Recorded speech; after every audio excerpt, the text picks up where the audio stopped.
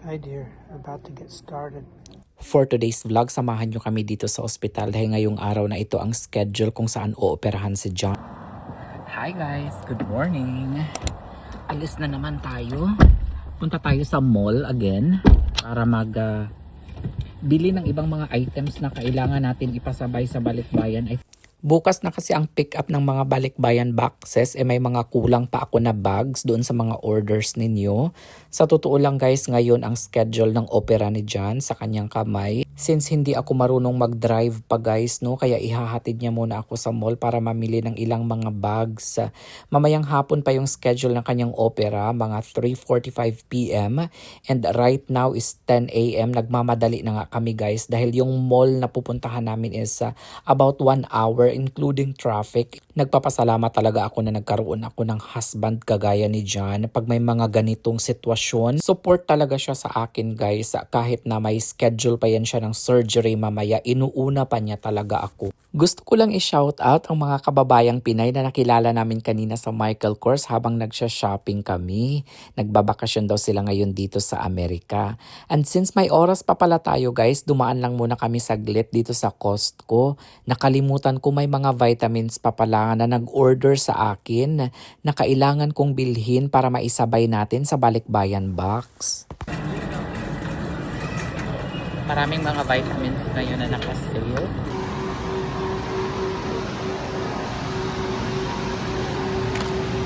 And salmon too. Hi guys. Good afternoon. Currently it is 1:51 PM na and naghihintay lang kami sa Uber driver. Papunta tayo ngayon sa surgery center. Ilang minutes ba papunta doon? I think 30 minutes. 2 oras ata tayo maghihintay doon habang inooperahan si Jan. So, mamaya ko na lang kayo kukwentuhan guys. It should go smoothly. The hard part is the waiting for the stitches to come out. Papunta na tayo ngayon sa ospital guys. Nag-Uber lang kami kasi bawal man mag-drive si John. Naoperahan na yan si John last time guys and nagdala siya ng car. Hindi siya pinayagan ng nurse na mag-drive. Alam nyo, na-realize ko na talaga na kailangan ko na talagang mag-drive guys. Dahil sa mga emergency like this, kailangan na kailangan talaga. Nagpa-practice na nga ako guys. Nag-i-study na ako ngayon para sa DMV para magkuha ako ng exam online. And then mag-practice na rin ako mag-driving soon. Kinakabahan kasi talaga ako mag-drive guys. Habang iniisip ko pa lang, wala talaga akong confidence pero wala talaga akong choice. Pag may mga ganitong sitwasyon, kailangan ko na talagang matuto. Ayan, nandito na tayo ngayon sa surgery center.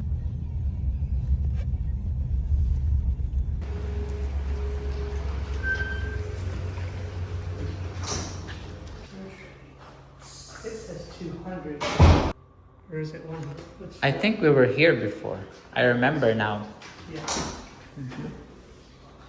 Pagpasok namin sa loob, dumiretso na kaagad si John doon sa counter para mag-check-in. Buti na lang meron sila ditong machine, coffee machine. Kaso nga lang hindi ako marunong dito magtuplok-tuplok guys. Kaya antayin ko muna si John na matapos doon magpatulong ako sa kanya dito. Ano nangyari sa skin ko? Pangit. But they don't have milk. Ayaw ko kasi guys na uminom ng purong kape o yung black coffee kay maglain ang aking sikmura ba. Kaya naghanap kami dito ng anything like milk, whatever. Ayan, coffee mate ba. Ayan, tapos may nakita kami dito guys na milk powder. So ayan, meron pala dito. Nasa harapan lang pala namin. No? Boy no.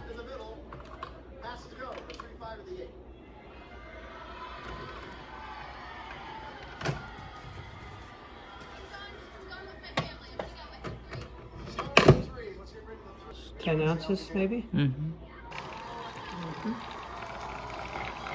Kailangan ko talagang magkape guys dahil inaantok na ako and for sure matagal akong maghihintay dito. Before kasi ng operation marami pa yung gagawin, may pre-op pa yan. Siguro mga 1 oras pa bago ang operation.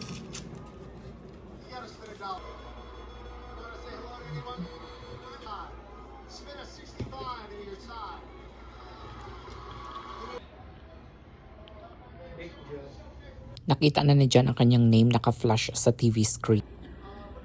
Hi guys, nagkakape lang ako ngayon at si John ay tinawag na siya at ipe-prep na siya. Wala namang anesthesia guys, itong surgery ni John. Parang inanam lang yung kanyang kamay and then saka ooperahan. Dapat pala nagdala ako ng jacket. Galing na kami dito nung nakaraan yung inoperahan yung isa niyang kamay. Hindi ko naalala na sobrang lamig pala ng kanilang office dito. Buti na lang meron pang sikat ng araw dito. Kaya dito na lang ako banda nakaupo. Hi dear, about to get started. Nasa operating room na si John guys at nagvi-video siya ngayon at kinakabahan daw siya habang naghihintay sa kanyang doktor. Siguro mga 30 minutes pa bago mag-start ang kanyang operation. Ganun talaga guys, sa pre-op medyo matagal kang maghihintay. Buti naman allowed siya na magdala ng kanyang cellphone kaya naboboard na daw siya guys. Kaya nanonood lang muna siya ng mga videos habang naghihintay sa doktor para mapakalma siya ba.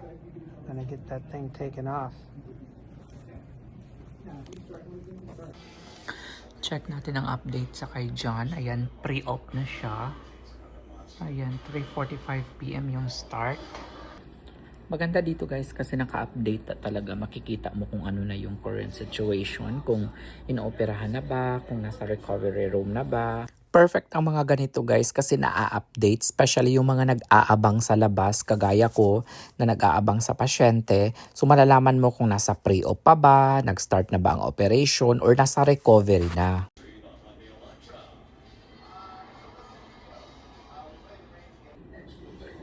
Hi guys, update tayo 4:14 na. And then ang nakalagay sa screen is pre-op pa din si John. Dapat 3:45 nag-start na siyang i-operahan. And I think they're already 30 minutes late. Ka-message ko pa siya ngayon. And sabi niya, doctor has a difficult case so he's still in surgery. So prior sa kanya, mayroong isa pang inooperahan. And siguro complicated yung kakasabi lang ni John. Siguro complicated yung opera. So kaya medyo natagalan. And hopefully hindi na ito aabot ng another 30 minutes. So hopefully mabilis lang matapos. Kasi naboboard na din ako dito guys sa paghihintay. Oh. Ay, meron pala ako ditong earpod. So siguro makikinig lang ako ng music. Baliktad pa. Ayan. Tapos na yung operasyon ni John guys. Inaabangan ko na lang siya dito na ma-release. Nakalabas na kami guys sa surgery center at nag-aabang na lang kami ng Uber ngayon. Ito na po yung itsura ng kamay ni John after ng kanyang surgery. Waiting lang kami sa Uber dito. Grabe talaga magbiro ang kapalaran guys. Last time yung inoperahan yung isang kamay ni John, may tinanggal din sa kanyang kamay. Hindi talaga kami tinantanan ng nurse hanggat nakakuha kami ng Uber. Minake sure niya talaga na hindi magdadrive ang patient. Ngayon naman na walang nakabantay sa amin, wala naman kaming dalang car. So wala kaming choice, magbubuk talaga ng Uber. Pero okay lang din guys, at least safety naman ang iniisip ng mga nurses. Pero si John kasi guys is a type of person na parang sasabihin niya, ano lang naman na surgery ito, minor lang naman ito, malayo sa bituka. Ganyan siya guys, hanggat kaya niya, nako, last time nga gustong gusto niya mag-drive kaso nga lang hindi siya pinayagan. Kahit na bagong opera pa yan guys. Nung inoperahan din siya guys ng kanyang shoulder kasi sa parang frozen shoulder. Gusto rin niya mag-drive. Ayaw rin siyang payagan ng nurse. Si Jen kasi is siya parang tough siya ba? Kung ano ang gusto niya, yun ang masusunod. Parang magmarunong pa siya sa doktor. Minsan. Totoo talaga yan guys. Sabihin niya minsan na ako naman ang nakakaalam kung ano yung nararamdaman ng aking katawan. Hindi naman ang doktor. Kaya kong mag-drive. Hi guys. Good afternoon. Kakabalik lang namin ni John galing sa kanyang surgery. Pero aalis lang kami kasi. You have to drive. I have to drive? Yeah. That's the problem. You have to drive it. I'll give you my driver's license. Don't worry. But I don't know how to drive yet.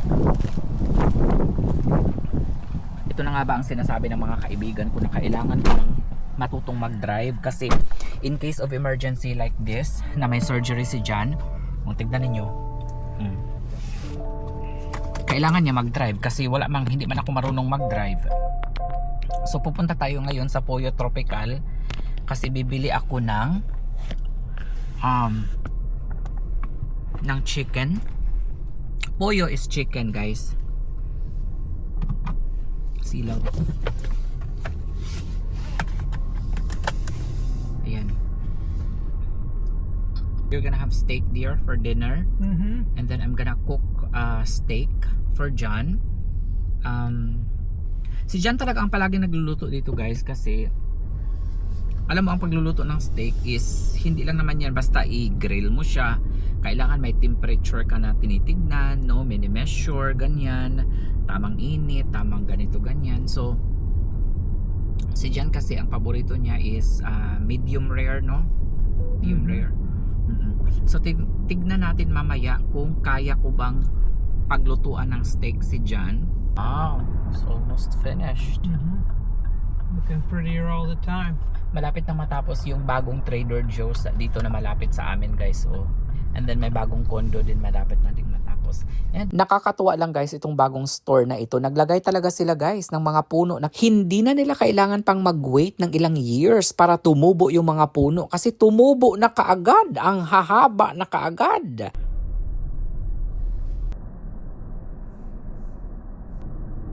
Wow. Mabilis lang ako nakapag-order sa Pollo Tropical. Ang in-order ko lang, guys, ay half chicken na may rice and may beans. Salsa. I said salsa is not spicy. Guys, sarap kumain sa sasakyan kaso daw. Oy, bango. Bango-bango. Wow, look at that, guys. Ayan, ganda, Ang ganda talaga, guys. Bagong building, bagong store, parang gusto ko nga magtrabaho dyan, eh. Titignan ko muna, guys, kung ano yung mga requirements para makapagtrabaho na ako dito sa Amerika. Kasi syempre wala na tayong kinikita dito sa social media. Baka pwede ako magtrabaho dyan sa Trader Joe's. Balita ko maganda ang benefits sa Trader Joe's. Mga kababayan ko dito sa Amerika, ano ba ang maipapayo ninyo sa akin? Saan ako pwedeng mag-apply? Ano ba ang pwedeng trabaho na gagawin ko dito? Makayanan ko ba yan? Siyempre makayanan mo yan, Johannes. Ikaw pa ba? Marami ka ng pinagdaanan. Ang mga experience, guys, na trabaho na experience ko is naging crew ako sa Jollibee, naging sales associate ako sa Robinsons since 2011. Ano yun? Tapos ano pa ba? Appliance center, nag-sales din ako, representative. Dami kong mga natrabahuan sa SM. Nag-SM na ako, nag-Robinsons na ako, Jollibee. At saka dito, basta may skill ka lang, kahit na high school graduate ka lang dito, guys, sa Amerika, pwede ka pa rin ma-promote dito, ha? Do you know, even if you're high school graduate, you can be promoted here like a supervisor or even manager. Yeah, times have changed. Oo, dati alam ko sa Pilipinas iba high qualifications like kailangan 2 years graduate. Ngayon binaba na nga nila sa 2 years graduate. Before talaga dapat degree holder ka bago ka makakuha ng mataas na posisyon. But here, as long as you have the work experience, maybe 2 years ka na, for example sa grocery store, no? Sa umpisa promo clerk or mga ganyan, in 2 years pwede ka na maging supervisor, no? Or pwede ka na maging manager, even manager, especially pag magaling ka mag-computer. Dito tinitingnan nila skill, hindi yung education level mo. Ang maganda. At saka dito walang pinipiling edad, no? Walang pinipiling edad dito, guys. Kahit na 80 years old pwede magtrabaho dito. Supermarket, even sa mga restaurants. I think sa ibang Asian countries, tinatanggap na nila ang mga matatanda, like mga senior citizen. Kasi yung ibang senior citizen, guys, gusto pa rin nila magtrabaho kahit na, alam mo yun, pensyonado na sila. Kasi yung iba kasi is parang nagkakasakit or matamlay sila pag wala silang trabaho. Some of the old people there, they feel what do you call that? They feel weak or sick if they don't work or they're only at home. No? So kaya yung iba nating mga or ibang mga tao dito, especially mga Americans, nagtatrabaho pa din sila kahit na matanda na sila, guys. Hopefully matanggap tayo. Sa Trader Joe's ako mag-a-apply ng trabaho. Ayan, we're back home na. Ito, paglutuan ko muna si John, guys. Sandali. Paglutuan muna natin ng dinner si John. Tignan natin kung kaya ba natin gawin yun. Ito yung first task ko ngayon, guys. So may steak na kaming nabili kanina. Luluto din ako ng bread.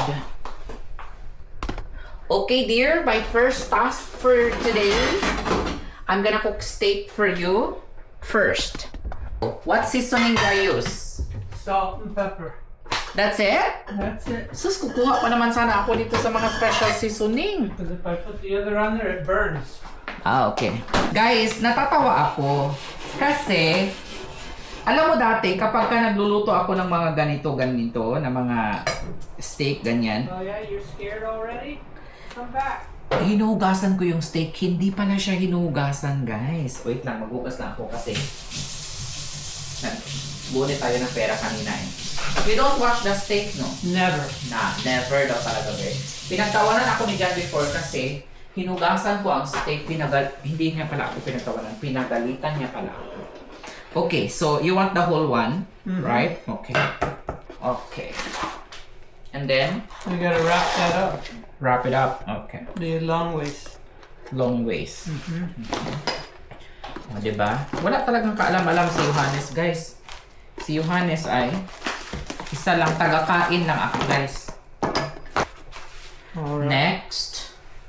Keep going. Double. Double. Well, where it's nicely covered. Nicely covered. Okay. Meron pa tayong leftover. We're gonna use it na. Meron tayong broccoli and then asparagus. I can't wait for my meal.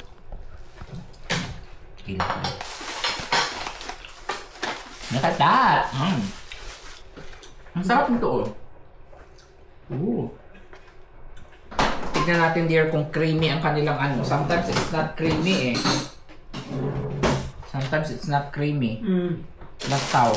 But this one is a little. It's okay. Minsan lasaw ang kanilang beans.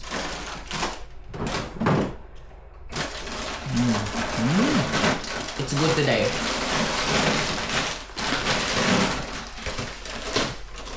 Hello guys, I can't wait. Kain na talaga ako. Tikman ko nga itong ano nila, darling. Smells very good. Yeah, it smells very good. Salsa daw ito eh.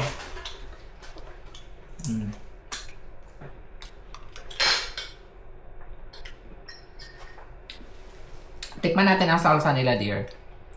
Salsa is ano, dear, na tomato? Hala. Wow. Good. Sarap. Dali, darling.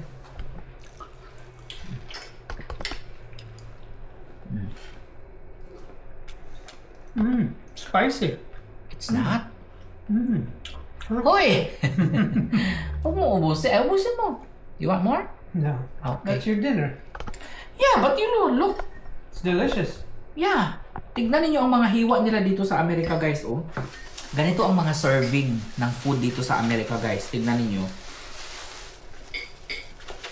Parang pangbuong pamilya na, oh. Ang laki ng mga hiwa, oh. Oh. May pizzo. Parang half chicken nga ito, guys. Hala ka, hindi ko na nahintay si Jan.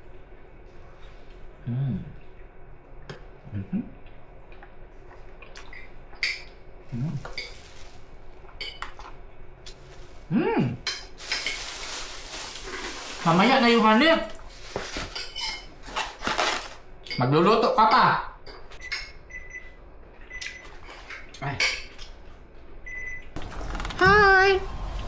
Hello! Here? So, In 2.5 minutes, guys, i-move natin sa direction para magkaroon siya ng mark. Dito sa salad pa lang.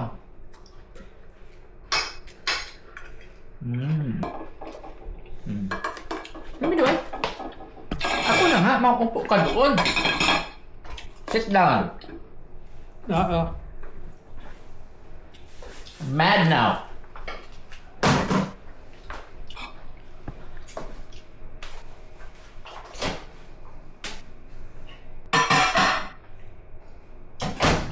Ito na, gagawa tayo ng sinapay mamaya. Na-prepare na ni John dito yung mga itlog. Room temp kasi yung itlog.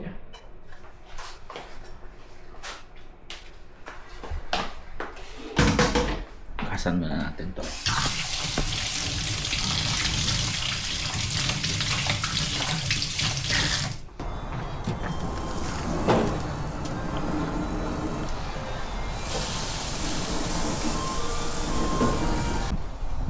Oh, you see it. Huh? For what? Video. The thermometer? Yeah. No, we'll do it later. Come on.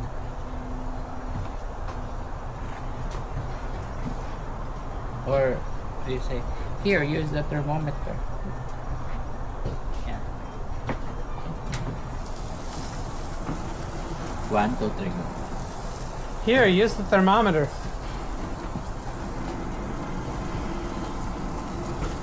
No, it's not that kind of thermometer.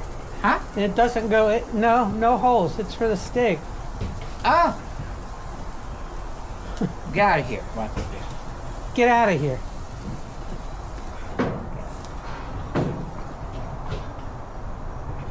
Leave it there. You're gonna need it. All right. Hi, Midnight. Where'd you go? Midnight. Midnight, where'd you go?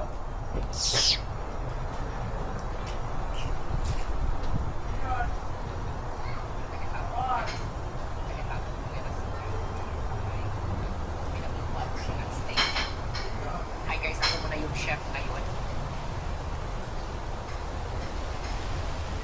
Hi guys, ako muna yung chef ngayon dahil bagong opera si John.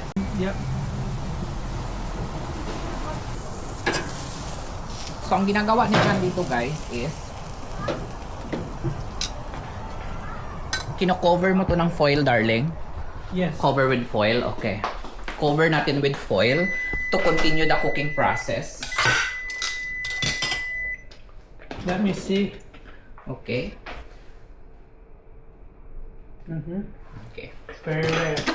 Very rare. So, cover natin siya ng foil. Labas tayo guys. Kuha tayong kalamansi dito sa garden natin. Medyo malaki-laki. Kinuha na ata ni Jan yung mga hinog dito. Kinuha na ni Jan eh. Maliliit na lang guys. Oh. Pwede na to. Sige nga, sige nga, sige nga. Sandali, sandali. Look how beautiful that is. Wow! Pasado ako? Ah. Wait! Wait! Don't cut! Don't cut! Don't cut! Your hand. You hold the fork and I'll cut. Uh-huh. You can do that one. Hoy. Hala, sarap nito, darling. Mm-hmm. Cut. Let me know if you want more, okay? Alright, thank you. Alright, enjoy. Uy, may salsa pala. Bakit pa ako gagawa ng kalamansi? Meron namang salsa. Pero iba talaga ang tuyo at kalamansi, guys, no? Compare sa mga salsa-salsa. Ayan. Kailangan ko na talaga matutong mag-drive. Sabi nga ni John eh, kailan ka pa matutong mag-drive? Kailangan mo na mag-drive kasi pag mga ganitong emergency na kagaya nito, na operahan si John sa kamay, kailangan ko talagang matuto na. Hala! It's very delicious. Mm-hmm. Harap ng steak. Pasado ako, darling. Am I qualified? Did I pass? You passed. Di ba nakapasa ako, guys?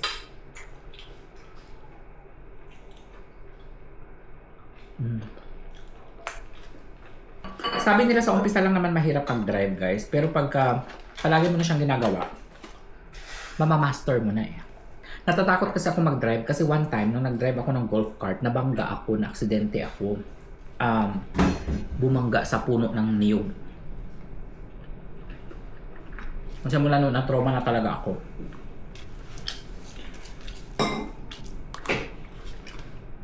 Hindi ko na inulit. Pero sabi nila, hindi ka daw matututo kapag hindi ka madisgrasya. Pero sana naman, wag naman yung madisgrasya talaga na grabe talaga na madisgrasya. Kaya hindi na tayo makapag-drive yan. So, kuha mo na akong DMV. After yan, practice driving. Hindi ako magpapaturo dito guys na mag-drive kasi for sure sisigawan ako. Marami mang mag-asawa na nag-away dahil sa pagturo ng pagdadrive. Kaya mas mabuti pa doon ka na lang sa driving school mag-aaral. Hindi na doon, hindi na magpaturo sa inyong mga bana.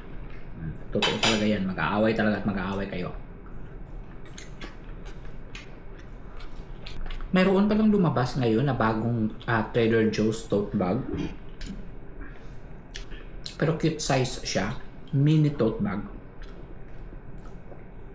And then natatawa ako. Shout out ha sa mga basher na nagbabash ng mga seller ng tote bag ng Trader Joe's. Maraming nagtatanong bakit ang mahal ng bilhin nyo ay ang mahal ng tinda ninyo. Napakamura lang naman yan sa store. To tell you honestly guys, oo, mura lang yan sa store. Makikita nyo $3.99 di ba? Yung tote bag $3.99. Magkano yan? Times 60. Makinig kayo. $3.99 times 60. $2.39 na. Magkano ang tax sa Florida? Florida pa lang 7%. Paano yung mga nagbebenta ng taga California, taga ibang bansa niya, alam kung magkano yung kanilang tax. Sa Florida pa lang, $3.99 plus 7%. 4.26 na. Times 60. 256 na. Magkano ang gas? Hindi nyo alam kung saan nila yan lupalop binili. May nakita akong comment dito. 2 hours pa ang binyahe niya. Pagdating niya sa store, hindi siya pinayagan na makabili ng madami. Limited lang. Yung iba, 4 na piraso. Depende sa store or sa state. 4 na piraso. Yung iba, maswerte yung mga nakakakuha ng 10 per color. Imagine, bumiyahe ng 2 oras tapos hindi makabili ng madami. So, intindihin nyo ang ibang seller kapag nagbenta yan sila ng mahal like 1,000 or 800 or depende kasi yan may nagbenta ng 650, may nagbenta ng 800, may nagbenta ng 1,000. Hindi nyo kasi alam ang struggle kung paano nila nakuha ang Trader Joe's bag na yan. At saka isa pa, especially sa mga kababayan talaga natin ang nangbabash. Marami akong nababasa pag nag-post yung mga kababayan nagbenta, no? Ang comment nila, hindi naman yan pinapansin dito sa Amerika. Ang pangit ng bag na yan. Marami pang mas magagandang bag. Hayaan yun. Yung kababayan natin na nagtitinda, nagningkamot ba ng marangal. Nagtatrabaho ng marangal. Nagbebenta para may itusto sa pamilya, side hustle. Yung iba naman, dinadaot. Binabas. Hayaan nyo na yung iba na bumili ng bag na yan. Sabihin, hindi man maganda ang style, hindi maganda ang quality, bakit nyo pinag-aagawan yan? Hayaan nyo ang mga bumibili kasi may pera sila. Hindi yung kung ano-anong sinasabi ninyo. Hi guys, good morning. In today's video ay gagawa tayo ng bread, yung keto bread. Since katatapos lang ng surgery ni Jan, hindi pa siya pwedeng magkikilos talaga. So ako muna ang gagawa and then si Jan lang mag-i-instruct sa akin. Nandito na actually yung mga ingredients, naka-laid out na dito. Of course, we need the almond flour, the psyllium husk powder, the unfiltered apple cider vinegar. We also have here the baking soda, butter, All room temp guys ha. And then the egg natin, 2, 4, 6, 7. I'll just put the ingredients in the description below. Ayan. So everything is here na. Nakaset na yung ating oven. How many degrees dear for the oven? 350. 350 degrees for how many minutes to cook? 40 minutes. 40 minutes to cook. So, everything is here na. So, I'm just going to mix them. So, here are the ingredients, guys. Okay, I'll read it to you na lang first. 7 eggs, 7 tablespoon butter, 10 ounce almond flour, 10 ounce, dear, no? 10 ounces, yeah. 2 teaspoon baking powder, 1 tablespoon psyllium husk, plus 2 tablespoon water. Okay, 1/4. I'll just put the description below. Here.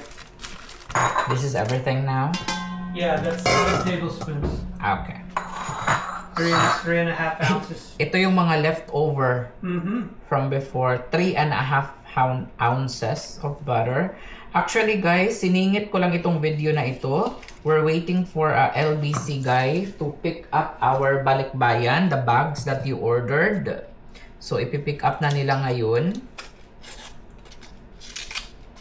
And meron ako mga extra na bags na hindi nabenta. May mga nagpa-reserve kasi na hindi kinuha. Nag-cancel yung iba. So, ilalive ko na lang sa susunod. So, next thing that we need to do, melt them. Every time talaga guys na may hinahawakan ako sa kusina, kailangan talaga nating hugas. So, cover it with plastic wrap. And then there's a melt feature on the microwave. Melt feature. Melt soften. Press start. Zero out the bowl. Yeah. Then you turn that on. Put that on. And then, zero out. You turn. Oh! Ganun pala. Now you want to measure your 10 ounces of almond flour. Okay. 10 ounces. Okay. 10. Alright. Okay na yung butter natin. You're going to add all your dry ingredients. 2 teaspoon baking powder. That's Baking soda. Baking powder. And 2 teaspoon. So this is 2. 2 like this. Yes. This is 1.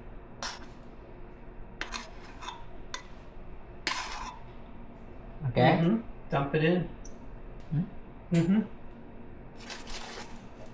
A heavy teaspoon of salt.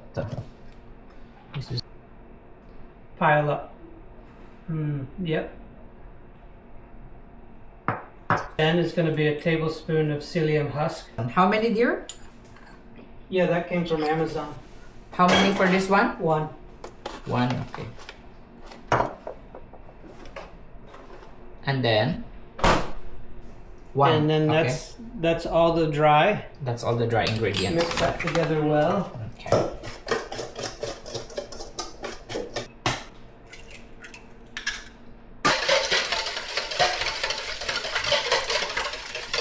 Put a towel underneath your bowl. Para di siya magtuya-tuya. So because next you're gonna pour the butter into the eggs. Keep the eggs moving while you put it in. So if it's too hot, you're tempering the eggs instead of cooking them with the hot oil, hot butter. Okay. You're gonna do a couple tablespoons of maple syrup, 2 tablespoons of maple syrup. 2 tablespoons.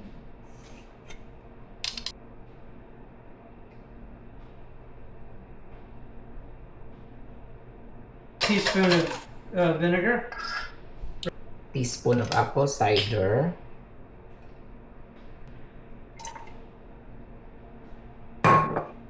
Okay. Then Mix it in. Now add your flour to the egg.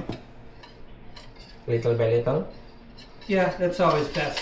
Sometimes it'll get, not so much for this because it's not regular flour, but especially regular flour you want to do little by little. I'm gonna mix it well guys while John is getting the pan.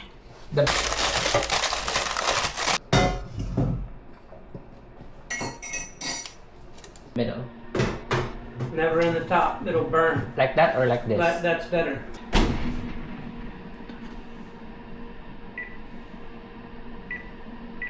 $40 or we keep checking? No, 40 minutes is the standard, really. Okay. Alright. It doesn't. It's hard to overcook. It's so moist. Okay. But I want to make sure all the eggs are cooked thoroughly. So that's gonna be my breakfast, guys. I'm just waiting for that before I cook my eggs. So usually yan yung breakfast ko.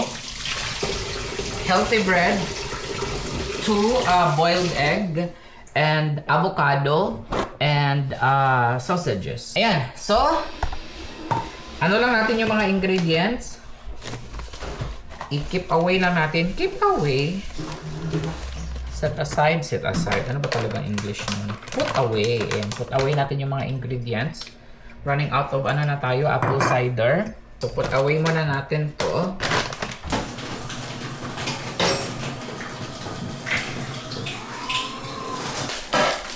Ito na ang bread. You're gonna cut it now. You want it to cool down, honey. You So can put it here. Yeah. Yep.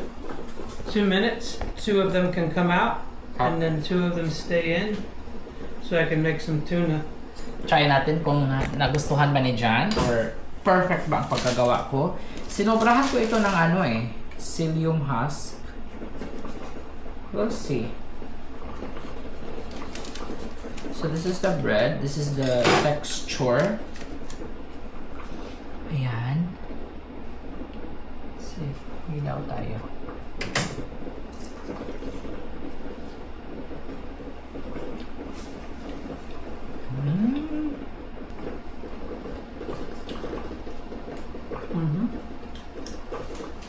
Perfect.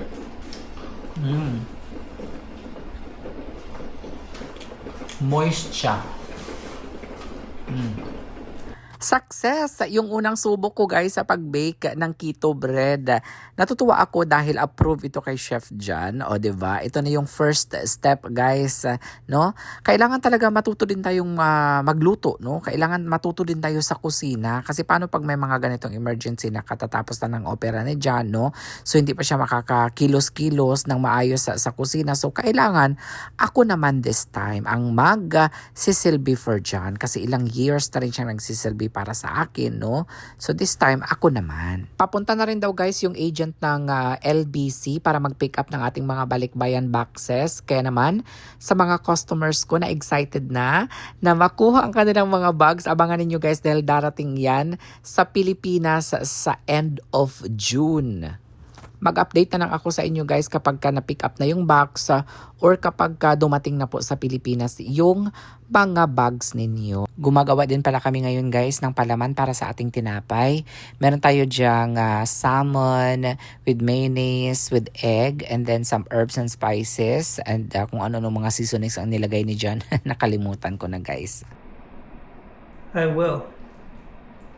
At pagkatapos nating ma-mix itong ating palaman guys, nilagay natin dyan sa topping, sa bread natin. Nilagyan din natin ng cheese.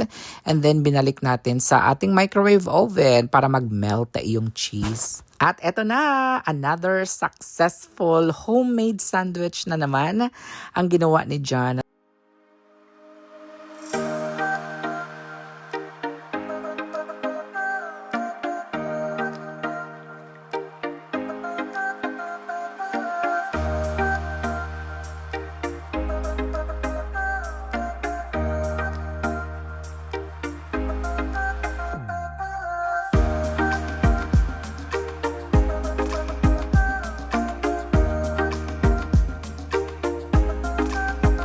Nandiyan na siya.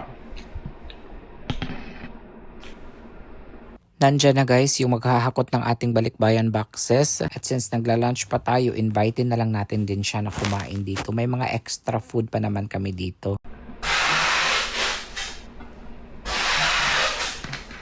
At habang nagpapak si Francis ng balikbayan boxes, si John naman ay nagpe-prepare ng food para sa kanya.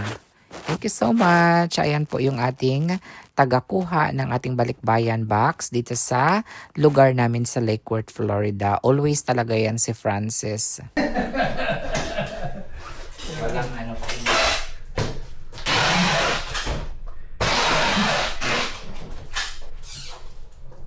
Kaya sa mga customers ko dyan sa Pilipinas, abangan ninyo ang inyong mga bag sa darating na June. Wow, excited na silang lahat for sure, no?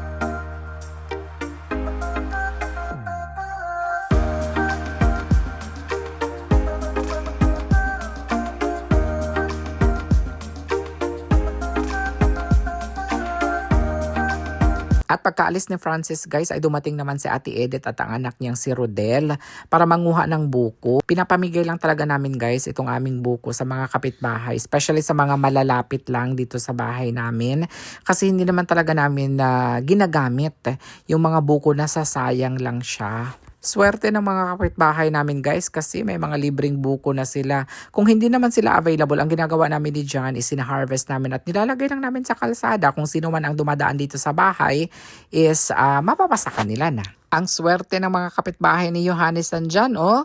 Punong-puno ang kanilang sasakyan guys ng mga buko. Sabi ko nga kay Ate Edith, gumawa siya ng bukayo or gumawa sila ng buko salad.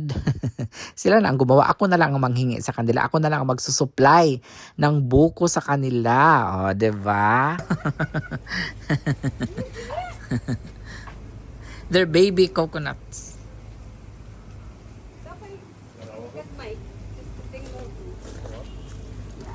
Oh, okay na today. Basig mahug oh. Kahugon. Ay, kulirets. Ah. Ay, di mapilo ang bulita. Oh. Ay, mauni ay kay. Naigamit. Ay, na ako ang tubig. Naigamit. Ang tubig wala na ako nakuha. Mm. Sakto pala dahil sabi ni Ate Edith, may mga bisita daw siya na mga kababayan ding Pinay, 7 ata or 8 kapinay from different states kasi nagtatrabaho dito ngayon sa Florida. Sa kanya daw nakastay. O sabi ko, oh, di i-share mo yan sa kanila. Ow! O, di ba? Oh, Ako kang kudakat. Hi guys! I know that a lot of you are asking how's John's hand after surgery. And we're gonna show it to you. This is the current situation. It's only 1 day and you remove this. I think after 10 days, they will remove the stitches. No? Yeah, 10 days stitch So removal. how's the feeling now? Does it hurt? Or No, the it's a hands- little swollen. The hand's just swollen, that's all. Before guys, there was a cyst removed on the other, I think in On the here, thumb. on this one. But they said it's tumor, benign tumor. This one's benign. Well, he said it looks benign. No, this one is a cyst. That was a cyst. That was a cyst. And then this one, Ganglion cyst. and then this one, is Tumor. it tumor? What about the other one? Cyst. Cyst. I don't know the difference. They sent it to the pathology Mm-hmm. to check, to double check. But this one, they sent to pathology also. Mm-hmm. Kasi ganun yan guys to check if it's benign or what or something. But they told you it's benign. He said it looks benign. It looks benign. So we will wait for how many days before result. Yeah, Right. results will come after a while. So why did you decide to remove it when it's not hurt? Does it hurt sometimes? Sometimes. So, at saka it's annoying kasi Even Yeah. if it's not, it doesn't hurt, it's annoying, especially kung nakaumbok sa ating, outer. Like mongoloid. Oo. So, nakaumbok siya.